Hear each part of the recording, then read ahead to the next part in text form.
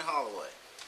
Name is Simeon Holloway. Name is Simeon Holloway. Simeon and I met each other first in San Diego at the Navy Musicians Association reunion. Which I didn't know a thing about. And he didn't know anything about it, but somehow he got there from Las Vegas. And it was a godsend because you brought your scrapbook. That's your personal scrapbook, right? And I saw this scrapbook on the table. And of course, everybody in Navy music, an awful lot of people know me. You say you call it the scrapbook. I call it the Bible. Okay. The B-1 Bible. That's all right. what I call it. That's fine. And I'm looking at this book, and I'm seeing these sailors here, black sailors with leggings and guard belts, and I flipped through this thing. I said, "Good gosh!" I said, "This is the missing link that I've been trying to associate with myself with all through the years."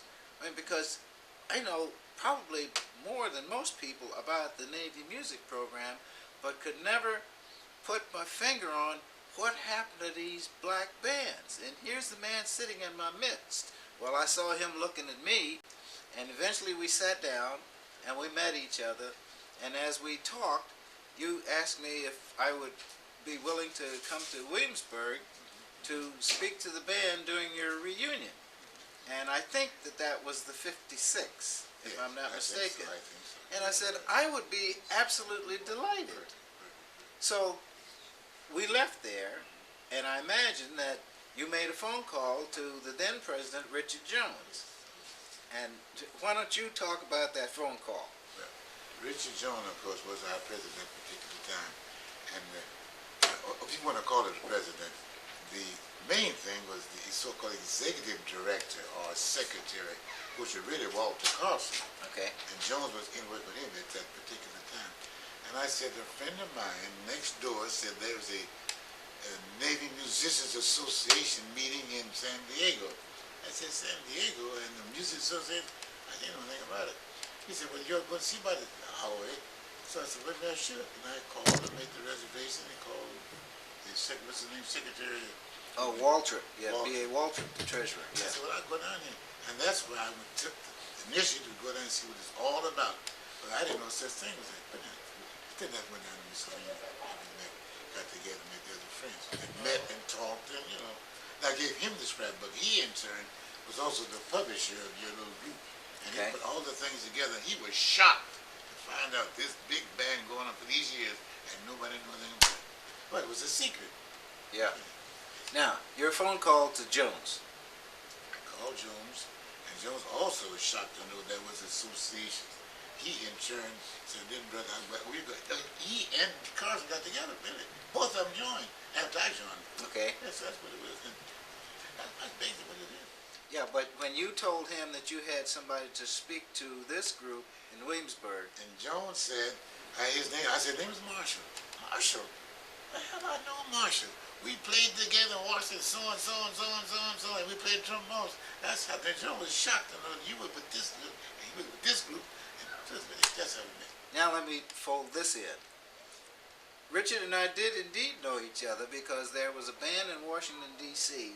When he was teaching for Prince George's County. I happened to be contracted to pianist, but I also played in this band. And I rehearsed this band. We sat next to each other and played trombone, and I rehearsed the band. I had no idea that he'd been in the Navy, number one, much less this band. Yeah. So our friendship budded there. So indeed, we did know each other. And as things developed, I did come to Williamsburg and spoke to you folks, and you were kind enough to make me an honorary member. So it's been historical since that time. Now what I want to do today is get some of the older members or the members that got a real lock on how this band began. So I'm going to phase out of this picture, but first I want to say that we are in very close to the campus of East Carolina University at the reunion for the B-1 Navy band, of which has been a secret to some people for a long time. But once this archive gets put together, we will be there, and there's no question about it. So, Brother Clay, you want to phase on in here now? And I'll feed Huey in here too. Are you leaving, Huey? Oh, okay.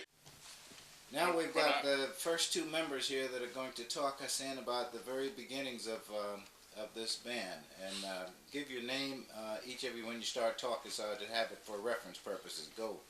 I'm John Clay, and when I first heard of this band, I was practicing down in the basement of a building at A&T College, and the name Dudrow. Dudrow was a musician I believe that the Navy had sent to help recruit band members, and we were down in the basement of A&T. And when I heard of that, I said, well, I started thinking, what are we gonna do? How are we gonna do it? And Dudrow didn't mention the fact that there were no seamen, black seamen, in the Navy. All of them were mess lieutenants and steward mates. And so he spoke with the A&T band, the whole band, when he got there. And I'm not sure whether he was a chief or whether he was a... He was a chief. Chief. Yeah. Yeah, and he appeared to be an old man, at that time. Dudrow was an old man, appeared to be around 60 years old. That's what I thought. And he acted like a 60-year-old man. But when he started talking to the band, he asked for volunteers. And he asked them to come up and sign their name or something like that. And I went up and signed my name, and he explained to us, this is what he explained to us. Now, a lot of things he didn't tell us, but he said that when they decided to set up the band, they met with the president of the college in Chapel Hill, and the governor insisted that if they were going to put a band, the pre-flight school there, he wanted to see some black people there. That's what he said now. And to get black people, they figured that the best thing to do, they could get musicians, because most of the musicians were from the South and at A&T College, and they knew how to deal with this segregation situation. And this was the reason they wanted a band, because most of them were college people. And they enlisted, they got the names of people, and most of the people in the A&T band, even some girls wanted to volunteer to be Navy musicians. And they told us that we would stay in Chapel Hill for the duration of the war. We would live at on the university campus. That's okay. Now, when they said we would be in Chapel Hill for the duration of the war, and nobody even thought that the war was going to last as long as it lasted. We thought the war was going to last maybe a month or two, a year or two, and be over. But it didn't work that way.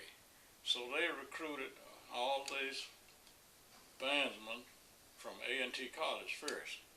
And after that, he said, we're going to have to get everybody we can get here. This is going to be a big band, about 45 people in the band. We're going to North Carolina Central College and see can't we get some musicians.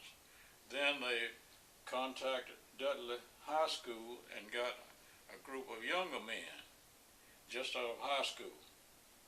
And all of these people signed and everything, and we took examination, and we had various tests, and they wanted us to play. Each person had to play An audition. he had a sight read, something that we had never seen before, and we had to play it.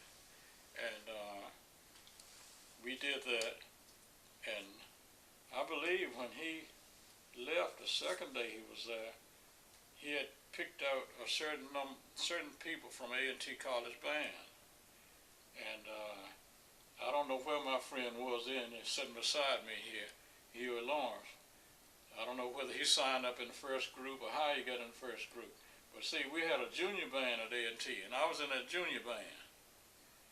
And I decided right there that this would be it. Now let me step back for just a second, if I can, to preceding Dudrow coming there, because if I'm not mistaken, you showed me the document, I think it was yesterday down in the restaurant, the document or the letter authorizing this band. I don't know when I showed you that letter. But right now, I don't know where that letter is. It's probably at my house. We'll find it. Yeah, and you see, the original book that we got at Chapel Hill is in a scrapbook at home, and all of this stuff and these letters and whatnot, they're in my home in Roxborough. And see, I guess I've been through one or two wives, and they threw out a lot of stuff. I hope they didn't throw that out, because I did have that letter. And I usually keep letters of organizations, and I try to remember how they came about and whatnot. And well, we'll catch up with that in time. yeah, so continue the story. This was to me, I thought about it was an easy way for me to get into something with a group of intelligent people.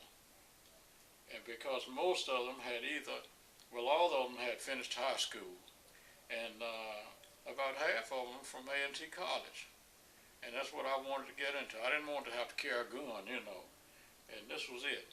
So that's why I joined, and a lot of other people joined for the same reason. And we were going to stay in Chapel Hill, and Chapel Hill was only 30 miles from, about 25 miles from my home. And I said, now I can get a chance to stay in service, go home weekends and things like that, so I'm going to join. And that's how I got in.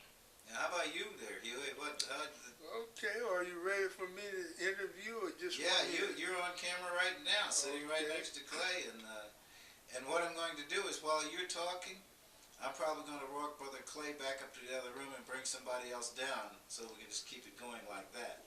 Okay, well, I can wait. I'll tell you why, because there might be some things that you might want to ask me as I narrate. So why not you walk Brother Clay, shipmate Clay up to the room, and then bring whoever you're going to bring back, and then we proceed. Rather than me here just talking to myself.